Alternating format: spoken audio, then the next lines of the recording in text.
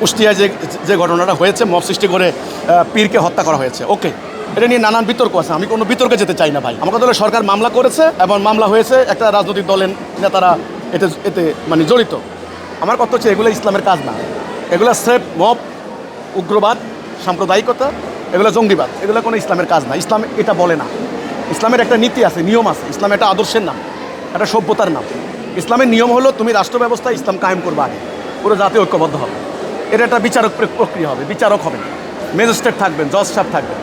কেউ কিছু করলে বললে সেটা কতখানি আইনসম্মত, কতখানি ল ব্রেক হলো ইত্যাদি, সেটা তদন্ত হবে, তাকে আত্মপক্ষ সমর্থনের সুযোগ দেওয়া হবে। এই ধরনের বিচারিক প্রক্রিয়া না করে একটা জনগণ গিয়ে হইচই করে হামলা করে মানুষকে হত্যা করলো, বাড়িঘর জ্বালাই দিল, পিটিয়ে মানুষ হত্যা করলো, বা এগুলি কোনো ইসলামের কাজ না। এটা হলো মব। এগুলিতে হিজবুত তৌহিদ সমর্থন করে না। হিজবুত তৌহিদ ন্যায় বিচারের পক্ষে, হিজবুত তৌহিদ আল্লাহর দিন প্রতিষ্ঠা করতে চায়, হিজবুত তৌহিদ মানবাধিকার, প্রত্যেকটা মানুষের মানবাধিকার আছে, তবে সেটা আইনসম্মত উপায়। মানবাধিকারের নামে, বাক স্বাধীনতার নামে আপনি যা খুশি তা করবেন, যা খুশি তা খেলবেন, যা খুশি তা বলবেন, তা হতে পারে না।